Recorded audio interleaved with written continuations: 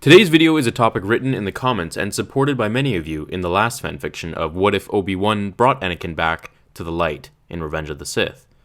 I think this would make for a cool fanfiction, so let's get into it. Oh, and I'd also like to say, remember the video I made a few days ago about what if Anakin trained Luke and Leia?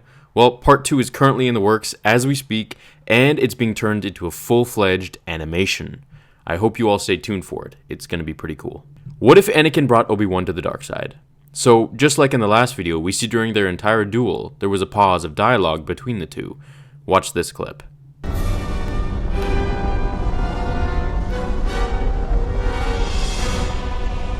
have failed you, Anakin. I have failed you. I should have known the Jedi were plotting to take over. Anakin, Chancellor Palpatine is evil. From my point of view, the Jedi are evil. Well, then you are lost. Where Obi-Wan says, "You are lost," right here, we could fictitiously say he further questions Anakin's reasoning to saying the Jedi are evil. Which is where Anakin says, "Of all people, your own master disobeyed the council, causing his rejection to be a member. Qui-Gon saw the allegiance to the Galactic Senate, placing the favor of the people over the favor of the Force itself. They defined good as the common good rather than the will of the Force. There is no difference than the Sith here. The Jedi use the Force against its will and for the benefit to their supposed democracy, which is in the eye of the beholder. The Force is not balanced, and I was created to do that. Qui-Gon followed the Force. He let its will guide his actions, and not the other way around. Open your eyes, Obi-Wan. It's time for you to see the truth behind the lies. We can overthrow the Chancellor together and bring peace and justice to the galaxy." Obi-Wan, touching his beard in deep thought, started to imagine if everything he heard was actually true. Was he so blinded by his perseverance to do what he was brainwashed to believe since he was a mere boy? How could he have been so stupid? The Jedi were doing exactly what the Sith were, only in their own dogmatic view. Obi-Wan turned off his lightsaber. "Anakin, perhaps you are right. While I don't agree with the Chancellor, I do think the Jedi have twisted their ways over the last 1,000 years. The old Republic never used the Force in such a way, as a slave to the people, to the Republic itself." Anakin looked at Obi-Wan in satisfaction, turning off his lightsaber as well. He told him the Chancellor promised him to learn the ability to cheat death, to save Padme's life. Kenobi stared at Anakin as he always had when his Padawan said something without thinking.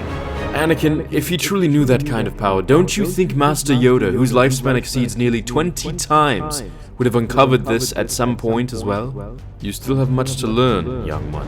Anakin and Obi-Wan would jump off the levitating robotic pod as it traveled down the lava river's bank, continuing their climb up to the ship to see if Padme was alright. They looked to the fire-burnt sky amidst the fog to see Palpatine's ship preparing to land, his clone troopers at the ready, feet dangling from the open doors of the shuttle. You do know he won't accept this. Obi-Wan was not a Jedi anymore. However, he was not a pure Sith either. He did not believe in killing the innocent. However, his views on limiting his power for the goodwill of regular people and denying himself the ability to truly study all aspects of the Force, including the dark side, was something he was ready to let go of and truly reach his potential. "Master, I never wanted to join him. I just needed his knowledge to save Padme. The archives have been collected over millennia. Most of the Sith holocrons and scrolls are in our possession. If you wanted to learn, you should have trusted me and asked. Now, what do you think he will do?" "Follow my lead, Master." "Right, we all know how well that went last time. You will listen to me this time, young Padawan." As the Emperor's ship landed, he and the troopers walked to Anakin and Kenobi with a perplexed look on his face, curious as to why his apprentice was standing next to the enemy he ordered to kill. Before he could speak his sentence, Obi-Wan stepped forwards and said, "Your reign is at an end, Your Highness," igniting his lightsaber along with Anakin as they began to slowly circle the Emperor and his clones, each in opposite directions, one moving clockwise and the other counter. Palpatine fixated on Anakin. "You dare defy me? I hope you are prepared to lose the one you love."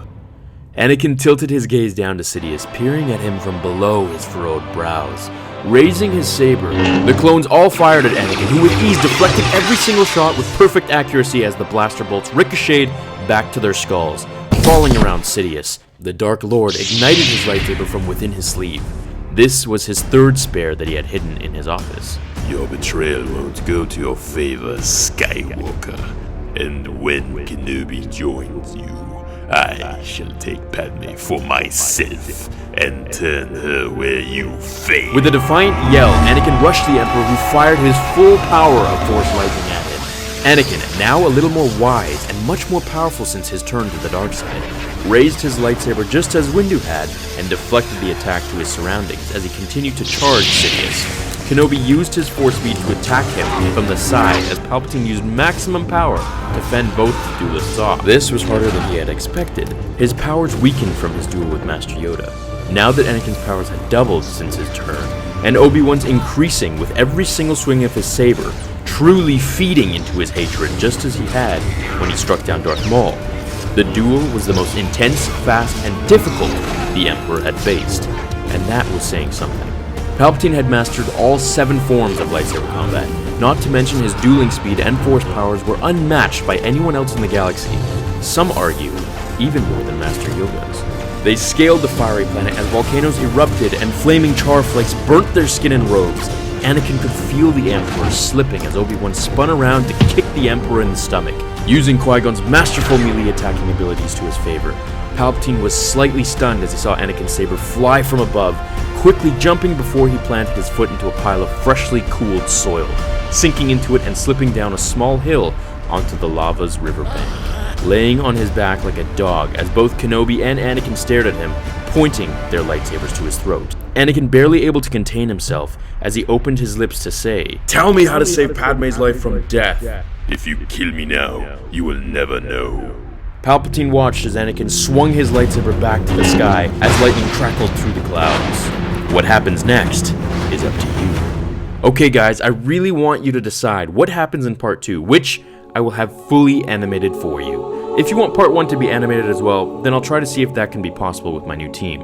In the meantime, comment A or B to decide what happens to Palpatine. A leads to Obi-Wan and Anakin slicing the Emperor into little pieces and force pushing them into the lava below. Or B, Palpatine tells Anakin everything he knows and joins them in finding Yoda to turn him to the dark side. And yes, that will turn into a huge battle if you choose. Now, both parts can be done if you wish, which I think would be super cool to get animated. Let me know below. I'll see you all in tomorrow's episode of Star Wars Theory. And once again, thank you so much for watching. Show me some love by sharing the video with your friends on Facebook and Twitter. And if you made it to the end of this video, you are truly part of the collective. Take care, everyone, and remember, The Force will be with you. Always. Now, fulfill your destiny.